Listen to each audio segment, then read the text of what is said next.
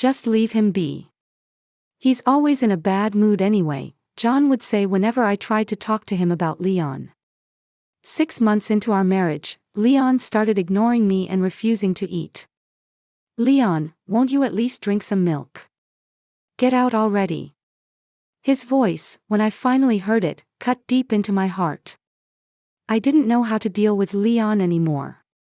Then one day, when I was away overnight, I got a call from Leon. Come home. As soon as I got back in response to his summons, Leon forcibly dragged me up to the attic. Leon's expression was so severe that it sent chills down my spine. I couldn't help but feel afraid of his forceful behavior. What's going on? It's dark. I'm scared. Where's Emily? Where is she? I couldn't find my voice, and my breathing naturally became ragged. Shoo! Leon's warning made me hold my breath. But the truly terrifying experience was yet to come. I'm Rose, 43 years old, a single mother with a 12-year-old daughter. I divorced my ex-husband about 10 years ago due to personality differences. My ex-husband and his parents treated me like a maid. Moreover, he tried to subdue me with force, so I couldn't stand it anymore and left the house with my daughter Emily. I had to protect my then 2-year-old daughter all by myself. Bearing that pressure, I've been working desperately all this time. Not just at my job, but also to make sure Emily doesn't feel lonely. Emily has grown into a lively girl. When she entered 6th grade, my slightly precocious Emily suddenly asked me, "Hey Mom, do you have someone you like?" I had been hearing her talk about which boys in her class were cute, and I found it endearing. I never expected to be dragged into her love talk myself. Huh? You don't have anyone you like? Mom, you're pretty, so I'm sure you're popular. If you got married again, I'd love to have a kind dad and a handsome big brother. Emily seemed quite serious about it, and she continued to encourage me to get married after that. Now that Emily didn't need as much looking after, I thought maybe I could consider it. So, with a light heart, I attended a matchmaking party, and at the very first one, I met a man I got along with. His name was John. He was a refreshing man who looked good in a white polo shirt and appeared younger than his age. He had a similar background to mine, having been divorced with an 8-year-old son. I started dating again because my son encouraged me to. I've been living for my child for a long time, but now it's time to find my own happiness as well. Yes.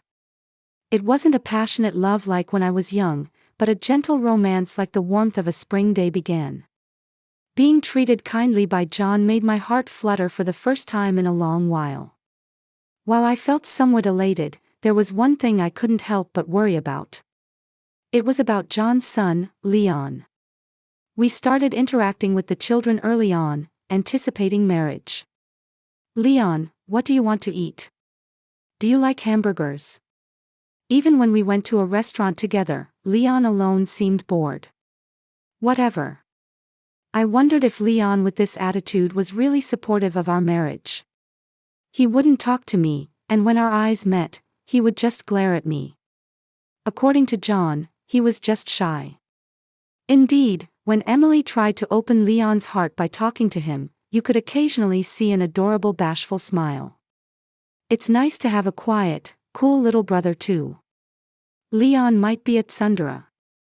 I had heard from my mom friends that boys don't talk much with their parents at home, so maybe this was normal for his age. While I was worried about Leon's behavior, we gradually warmed up to each other as we spent time together. Then, Emily cheerfully asked Leon, "Hey Leon, your dad and my mom get along well, so it would be nice if they got married, right?" I was startled by her sudden question. I was curious about Leon's reaction. "Oh, yes." Can you imagine making $10,000 a month just from YouTube, all from home? That's exactly what I did with Candlelight Stories. No face, no voice. Check the link in the description if you're curious. That'd be nice. Though his words were curt, Leon glanced at me and gave a slight smile. A warm joy welled up from the center of my body. Leon had finally accepted me. I was truly happy from the bottom of my heart. After that, things progressed smoothly, and our new life as a family of 4 began. At John's request, we rented a house in a quiet residential area some distance from the station. Having lived close to the station until now, I felt some inconvenience, but the house with its spacious garden and bright living room wasn't bad as a symbol of a happy family. Just as I was concerned about Leon, John was also gentle and attentive to Emily. Is today's homework math drills? You know, I'm very good at math. After dinner, John would help Emily with her studies. Also, as the weekend approached, he would ask, Emily, is there anywhere you want to go? I understand the feeling of being extra careful with a stepchild, perhaps even more so than with one's own child. However, Leon didn't seem to find this situation very amusing. It was as if his own father had suddenly been taken away by Emily. I had been trying to treat Leon and Emily equally, so when John and I were alone, I gently pointed it out. Thank you for always being kind to Emily. Well, I'm a father. I always wanted a daughter, you know. Girls are just so cute. They're honest and adorable. It seemed John was trying his best to be a father to Emily. But you know, when you pay so much attention to Emily, doesn't Leon seem a bit lonely? When I brought up the main point, John grinned. Leon? I can't tell with that guy. He's always looking grumpy. He doesn't have any emotions, you know. Oh, maybe being grumpy is an emotion. Anyway, I can't tell what he's thinking. Just leave him be, don't worry about it. Huh? It felt different from simply favoring a stepchild. Oh, and Emily said she wants to go to the amusement park on the next day off. Could you book the tickets? An indescribable unease spread like a haze in my chest. Was John desperate to be liked by Emily? Did that mean he was trying to cherish our family? The tickets are $100 per person. That's expensive. Well, it can't be helped for the sake of the family's smiles. It seemed he could easily spend $100 for Emily's sake. Come to think of it, when we first started living together, Leon's shoes were worn out everywhere, with the heels crushed. When I suggested getting new ones, Leon refused, saying, I don't need them. Maybe they were his favorite pair. But when I practically dragged Leon to the shoe store, he was looking around, his eyes darting from one pair to another as he chose new shoes. Leon's shoes that we bought then were $40. When I told John, he slightly furrowed his brow. Huh? That's expensive for a kid's shoes. While everyone has their own values, I felt that John was neglecting Leon a bit too much. There was one more thing that bothered me about John. Hello? Listen, I have to work overtime today. One day around 4 p.m., I got a cheerful call from John while he was at work. He works at a factory, basically from 8 a.m. to 6 p.m. on weekdays. Sometimes he has early shifts, overtime, or weekend work. Most of the time, he doesn't know about these until the last minute, so he calls like this on the day of. Oh, I see. Good work. Will it be late again? Yes, it might be late. Depending on the situation, I might have to work all night. It's really tough, you know. Manufacturing jobs seem to be hard, with tight deadlines or unreasonable demands from clients. But despite that, his voice always sounded upbeat. Tell Emily I'm sorry I can't help with her homework. John only cared about Emily. Again, I felt uneasy. Apparently, there had been overtime and weekend work before. I heard that when Leon was little, he would sometimes go out while John was away and end up being looked after by kind strangers. So John was relieved when he married me. It's great that your job doesn't have overtime. It really helps to have someone at home.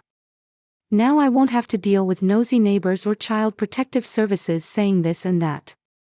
That's a relief. I didn't think much of it at the time, but looking back now, John wasn't happy that Leon wouldn't feel lonely anymore. he was relieved that he himself wouldn't be criticized by others. John certainly isn't a bad-tempered person like my ex-husband. He's a kind person who always smiles and can have enjoyable conversations. But the unease in my heart wouldn't go away. I even consulted my mom friends, but they just laughed and said, "That's just how it is." The mom friends who were there started venting about their husbands one after another, competing over whose husband was the worst. Listening to those stories made me think that John wasn't such a bad man after all, but for some reason, even after sharing my complaints and hearing about these terrible husbands, my unease didn't disappear. I'm home. Even when John said he'd be working overtime until late, he often came home at the usual time. Oh? Did the overtime get cancelled? Yes.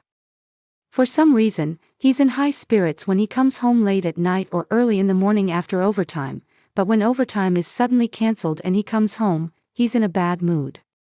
I thought it should be the opposite, but I couldn't say anything to the ill-tempered John. While I was focused on John, another problem arose. Leon started to become rebellious.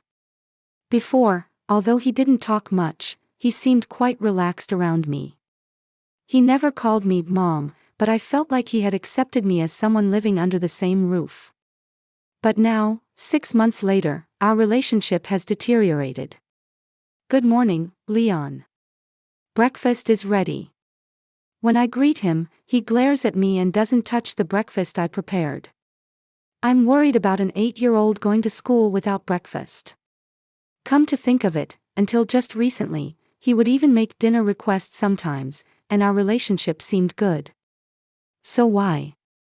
"Leon, won't you at least drink some milk? Get out already." His voice, when I finally heard it, cut deep into my heart. In a marriage with children, respecting the children's feelings is paramount. Maybe Leon initially had expectations for the new family, but after living together, he regretted it because it wasn't what he thought it would be. But John and I are already married. We can't just give up. I think I need to face Leon, but he keeps pushing me away completely. Leon now eats cup noodles or bread for dinner as well as skipping breakfast. However, he seems to not want to worry John, as he eats meals together and only shows a slightly grumpy attitude in front of him. Even when I consult John, he just gives the same answer I've heard before: he's always in a bad mood, so just leave him be. Then one day, I received news that a local friend had passed away. John comforted me as I turned pale. "Are you okay? Sudden goodbyes are sad. Leave Emily to me, and go say your farewells properly. If you go back to your parents' house, your mother will be happy too. Don't just stay for one night, take 2 or 3 nights if you need to." Yes, thanks. At times like this, I truly feel glad I got married. Taking advantage of John's kindness, I decided to attend my friend's funeral and then stay at my parents' house. Although it was a distance I could have returned from in a day, I thought it might be good to be away for a while since things weren't going well with Leon recently. However, on the night I was away from home, I got a call from Leon. "Come home." For a moment, I thought maybe he missed me, but his voice was cold and low. I thought I could faintly hear Emily's voice on the other end of the line. "What's wrong? Is Emily with you?"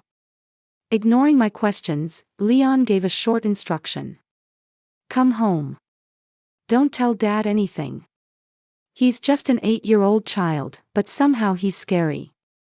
Before I could say anything, he hung up abruptly. We don't let Leon and Emily have smartphones, and his call came from a public phone, so I couldn't call him back. It was past 7 p.m. It's frightening to think of children walking alone to a public phone at this hour. The only option was to return home immediately. I picked up my smartphone several times, thinking about contacting John. But Leon's somewhat desperate voice saying, "Don't tell Dad," made me hesitate. It was just past midnight when I returned home. There were no lights on in the house. Thinking they might have gone to bed, I quietly opened the front door when suddenly a flashlight beam cut through the darkness. "You're late." The figure illuminated by the light was Leon. Sorry. So, what happened? Just hurry up. Leon grabbed my arm tightly, and before I could grasp the situation, I was led to the living room. At that moment, I saw car headlights outside the window. It seemed John's car had pulled into the parking lot. This way. My arm was forcibly pulled, and I was made to climb the stairs beside the living room, barely able to see where I was stepping. The destination was the attic we use as a storage room. Hey! I tried to shake off my arm, but Leon's expression was so severe that it sent chills down my spine. The flashlight went out. I couldn't see anything. I was assaulted by darkness and silence. I couldn't help but feel afraid of his forceful behavior. What's going on? It's dark and scary. Where's Emily? Where is she? I couldn't find my voice, and my breathing naturally became ragged. Shoo! Leon's warning made me hold my breath. The living room lights came on. But the light didn't reach the attic. As my eyes gradually adjusted to the darkness, Leon's serious profile faintly emerged from the shadows. This is the living room. It's quite nice, isn't it? This sofa is an electric recliner, it's pretty good. It was John's voice. It seems he brought a guest home in the middle of the night. There's juice in the fridge, so make yourself at home. Feel free to relax. John's voice was high-pitched, and a lewd laugh escaped him. I glanced at Leon, who gave a slight nod, allowing me to look at the scene below. Carefully leaning forward to avoid making any noise, I peeked into the living room below. Oh! I almost cried out, but quickly covered my mouth. There was John, and a girl. She was wearing makeup and trying to look older, but her face was still childlike. I didn't recognize her. Could she be a relative? So, how far are you okay with? I mean, you're staying overnight, so that's what this is about, right? The girl visibly grimaced. But she quickly composed her expression and said with resignation, well, I guess it's fine. John's eyes immediately widened, and his breathing became rough. He looked like a beast that had lost its reason in front of a defenseless small animal. Even without explicit words, I understood. I understood what John was trying to do to the girl, and what the girl had resigned herself to. All the blood in my body rushed to my head, and I was hit with severe dizziness and a headache. I can't forgive him for bringing a girl into the house where his family lives. This girl, who still looks so childish, is about to fall victim to a filthy man. Thinking this was not something Leon, who was still in elementary school, should see, I instinctively pushed him back. But then I realized he had called me here knowing this. I nodded big towards Leon. Leon looked straight back at me and nodded in return. We've already eaten, so you're not hungry, right? Well, if it's okay, shall we get started? You know, my family isn't home today, so we don't have to hold back, okay? John sidled up to the girl. Don't be nervous, it's okay. I'm gentle. Finally, he put his arm around the girl's waist, pressing his body against hers. John's cheeks were flushed, basking in his sense of happiness. You know, I have a daughter about your age. I'm used to dealing with girls, so don't worry. She's John's mistress. No, that's not right. John is trying to deeply hurt her. This can't happen. John. I ran down the stairs with such force I nearly tumbled down. Rose. Why are you here? Weren't you supposed to be staying at your parents'? Surprised, John clung to the girl. Get your filthy hands off her right now. I lunged at John, twisting his arm. Ouch! What are you doing? Let go. You're the one who needs to let go. How long are you going to keep touching that girl? I exploded with a strength that surprised even myself. John's sweaty hand was twitching, his face contorted with pain. What were you trying to do to this girl? Nothing at all. Don't play dumb. I've been watching the whole time. I saw you leering at her with that disgusting look on your face. John snorted. No. It's not like that. I was surprised at how easily such vulgar words came out of my mouth. It was the first time I had ever raised my voice and called someone, you, so aggressively. A searing pain swirled in my head. Despite the difference in our builds, I forcefully twisted John's arm and pinned him to the floor. John curled up into a ball, protecting his head. I'm sorry, Rose, I'm sorry. I felt the urge to kick his pathetic back. It's not what you think, it's different. This was just a momentary lapse, not an affair. I didn't betray you. Just a momentary lapse. This is the first time I've met this girl, so it's not an affair. You're still number one, so it's not cheating. I'm sorry. John desperately repeated excuses and apologies, apparently terrified by my aura of anger. I took a deep breath. A momentary lapse, is that right? I lowered my voice as I looked down at John. Hearing my calmer voice, John cautiously raised his face. Rose, I know this must be shocking for you. I'm truly sorry. I was possessed by something. Apologizing profusely when caught red-handed is probably a smart move. By honestly admitting his wrongdoing, he might be able to minimize my anger. However, that would only work in the case of a normal affair. So, in my absence, you had a momentary lapse and brought a girl home, is that right? Yes, I'm sorry, it won't happen again. I didn't smile at John, who was showing deep remorse. I won't let there be a second time. And I won't forgive the first time either. What? After I apologized. John slightly furrowed his brow and bit his lip, seeing that my anger wasn't subsiding and there was no room for negotiation. If sorry was enough, we wouldn't need the police, Leon muttered in an almost inaudible voice. Damn, you're overreacting. That one comment from John reignited my anger. What did you say? Realizing that no amount of apology would get him forgiven, John finally revealed his true nature. I said I'm sorry, didn't I? What more do you want me to do? Am I not allowed even one mistake?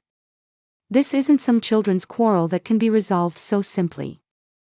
I don't understand why the perpetrator thinks he should be forgiven just with an apology on the spot. I can't comprehend his selfish thinking. At that moment, Leon, who had somehow appeared behind me, spoke up. If this was really just once, and nothing actually happened, maybe we could forgive him. Leon. John seemed to notice Leon's presence for the first time. He looked a bit embarrassed to have his shameful behavior witnessed by his own son, but he readily accepted this unexpected support. Leon, you think so too, right? Rose is overreacting. Family is completely different from friends or lovers. Even if you make a big mistake, it's okay because they comfort you.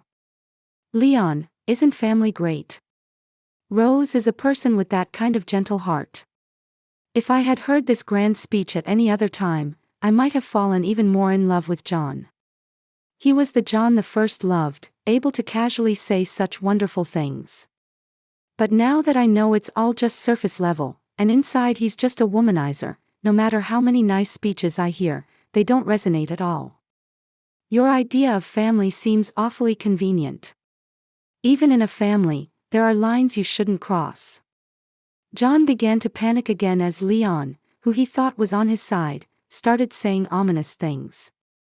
Well, it's not just about family, but there are lines you shouldn't cross as a human being. While John was just flustered, I understood what Leon was getting at. The girl John had brought in seemed completely indifferent to our argument, sitting on the sofa in a daze. I called out to her. How old are you? 15. Her voice was faint. She looked bored, but she must have been very anxious. It's okay. Even with her mature makeup, she's still just a child. I gently rubbed her back as she averted her eyes. Then I turned back to John. There won't be a second time. And I won't forgive the first time. What you did is an immediate out. John gritted his teeth and glared resentfully at the girl who had revealed his secret. I didn't know. I thought she was around 20. With no room left for pretense, he blurted out roughly in a loud voice. This girl said on social media that she had no money and nowhere to stay tonight, so I was just trying to help her out of kindness. I'm not at fault. I was tricked by this girl. I was set up.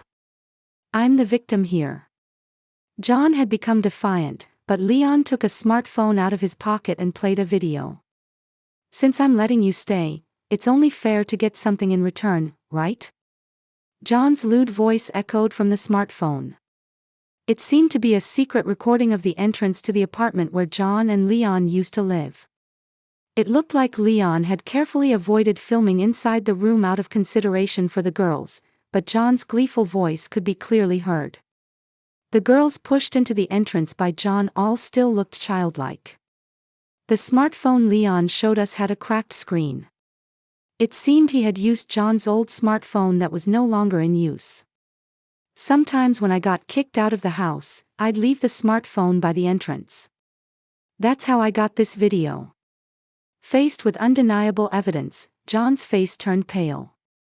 No, Unable to come up with any excuses to convince me, John just trembled his lips. A momentary lapse. Kindly providing a safe place to sleep for a girl with nowhere to go. Who would believe such lies? I took out my own smartphone and dialed 3 numbers. Hey, who are you calling? John tried to snatch the phone from me, but he seemed to lack strength, his waist pulled back and his legs shaking. I dodged him and explained the situation to the police. After I briefly explained the basic facts, the police understood and said they would come right away. The police? You didn't really call, did you? You're bluffing, right? I did call. John let out a scream, holding his head. That's terrible. Why? There's no need to make such a big deal out of this. He vigorously rubbed his forehead on the floor and started his usual apologies. I'm sorry. I won't do it again. Rose, I swear I'll only love you. I swear to God. I'm sorry. I'm so sorry. He still doesn't seem to realize the gravity of the situation. Or rather, he probably understands but is deliberately turning a blind eye. I'm not the one you should be apologizing to. I grabbed John's head as he was groveling on the floor asking for forgiveness. I forcibly lifted his face and turned it to the right. His eyes met the dumbfounded girl. What do you think you're doing to a child, you grown man? If you're going to apologize, it should be to her, not me. But I didn't do anything. What? Attempted crime is still a crime. Overwhelmed by my intensity, John let out another short scream. He banged his forehead on the floor with force. I'm so sorry. He somehow managed to bow his head towards the girl. You've been saying sorry over and over, but your apologies are hollow. Do you really feel bad? Do you understand the gravity of your crime? John, now completely cowed, screams every time I open my mouth. I'm sorry. Please forgive me. I beg your pardon. My anger is extraordinary. In my over 40 years of life, this is the first time I've experienced such intense anger welling up. If sorry was enough, we wouldn't need the police. Then why did you make me apologize? I've apologized plenty. What more do you want me to do? John yelled, forgetting his place, but quickly came to his senses and said to me. I love you. I won't look at anyone else anymore. That video Leon showed was from the past, right? It's a bit troubling to be blamed for things from before we were married. His words of love make my skin crawl. No way. An affair is a terrible betrayal, but it's not a crime.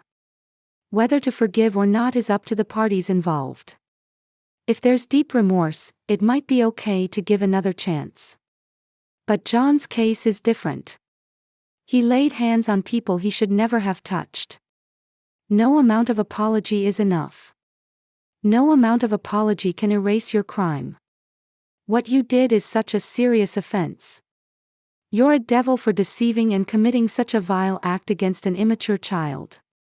I shouted at him without restraint. John's breathing became rough, and he clutched his chest tightly as if it hurt. Don't be ridiculous. John's words, squeezed out, were unexpected. Me, a devil. Don't be ridiculous. I'm a god. Girls like these who have run away from home and have nowhere to go call me a god. I'm a savior god. Apparently deeply offended by being called a devil, John began to explain how wonderful his actions were. I'm helping these girls. It's protection, protection. If protection is a crime, then you're saying we should just abandon these girls to the dangerous streets at night. You're a cold-hearted person. I'm disappointed. So when you protect out of kindness, you get excited. When I asked, John hurriedly covered his nose with his hand. Well, isn't the world about give and take? When someone is kind to you, you have to show gratitude. What's wrong with expecting something in return? I'm a god. The girls are the ones who worship me as a god. Isn't it an honor for a girl to have a relationship with a god rather than being attacked by some stranger? Right. Unbelievably, John sought agreement from the girl who was sitting on the sofa, completely put off. So I'm not wrong. John spread his arms wide, fully embodying the role of a god. A figure approached behind John, who looked quite pleased with himself. Then he tapped John on the shoulder. All right, God. Let's continue this conversation at the station, shall we? A man in a police uniform stood smiling with his hand on John's shoulder. It seems that Leon, who had quietly left the living room while John was grandstanding, had let in the police officers who had arrived. Huh? No way. The police for real? Rose, did you seriously call the police? John laughed nervously in his panic. I nodded quietly. How could I turn a blind eye to the crime right in front of me? But I didn't. It was consensual. The police officer's hand on John's shoulder tightened. All right. We'll hear your story at the station, so let's go. Huh, why? Rose, did you betray me? Why? We're family. As John refused to give up, the police officer urged him to go outside. John reached out to me, seeking help. But I had no intention of taking that hand. When he realized my expression was extremely cold, John darted his eyes around and caught sight of Leon. Leon. He called Leon's name as if clutching at straws. John's teary eyes showed relief. Oh, wait a moment please. Leon stopped the police officer. John's moist eyes showed relief. Please take this smartphone too. As the police officer tilted his head in confusion, I explained. That contains videos of his past misdeeds. Leon added further. Also, this is the smartphone he used to use, so it's full of creepy exchanges with girls. John's relief was short-lived as Leon brought about his downfall. Leon, are you abandoning your father? Leon had maintained a stoic expression even while witnessing John's disgraceful behavior, but he finally showed his disgust. You abandoned me first. You left me alone and just played around with young girls. John gritted his teeth, having no comeback. He looked like he wanted to use force to silence the insolent Leon right away, but he couldn't because a police officer was right beside him. Soon, backup police officers arrived, and John's hands were restrained by 2 officers. The girl who had been sitting small on the sofa was safely taken into protective custody. John glared resentfully at Leon and me as he was taken away by the police officers. John was neither a god nor a father. I gently put my arm around Leon's shoulder. In my arms, Leon's tension finally seemed to melt away. Apparently, even at the police station, John insisted that he was just protecting the girls, but such claims were not accepted. It seems he was always on the lookout for girls he could lure. Of course, all of his overtime work in the past was a lie. It seems it was common for him to promise to meet but not show up, which is why sometimes his overtime would suddenly be cancelled. John made national news as a despicable criminal who targeted runaway girls with nowhere to go. I didn't mean any harm. I want to see my family. That's what he reportedly said at the police station. John, now completely dejected, demanded that I bring Emily to visit him, but I find it disgusting to even expose Emily to his gaze. So I went to see John alone. You came. Oh. Where's Emily? I didn't answer that question. I came for the visit, but I didn't come to enjoy the conversation. I brought you something. Don't misunderstand. It's divorce papers. The smile disappeared from John's lips. You think you have the right to refuse? Sign it quickly. That's all I said before I stood up. The man slumped over behind the acrylic screen will have no family waiting for him when he comes out in a few years. Whether out of spite or not, John initially refused the divorce, but it was eventually finalized. I took custody of Leon. At first, Leon seemed uncomfortable out of a sense of guilt, but after a few months, he seemed to have gotten used to it. The reason he married you was to have you take care of me. People around him were quite noisy about it. He needed a mother figure. It seems Leon had always been neglected. He knew John's intentions, so he wasn't enthusiastic about the marriage, but apparently, he came to want a family after experiencing Emily's and my kindness. But it seems he had one more reason for wanting to get married. It was Emily. Just being able to live near the cute Emily was happiness enough for John. And he desired even greater pleasure. That day, taking advantage of your absence, he tried to kick me out so he could be alone with Emily. Leon, realizing this, somehow managed to send Emily to a friend's house. He's also grateful to the family of the friend who took in Emily when she suddenly showed up. I'm sorry for causing so much trouble because of him. My heart aches thinking about how much this child must have suffered, trying to be considerate in so many ways. Leon, you're not at fault. Thank you for protecting Emily and me. Leon smiled. A dimple appeared on his right cheek, and it was very cute. From now on, you can depend on me. You're still a child, after all. Thinking he might not like being treated too much like a child, I just lightly tapped Leon's arm. Then Emily came bounding in. After hugging me tightly, she started patting Leon's head over and over. That's right. You're still a child, so you should depend on Mom and me a lot. Stop it. Although he was rejecting it with all his might, Leon's ticklish smile was still cute. Both Emily and Leon are my precious children. I want to protect their smiles forever.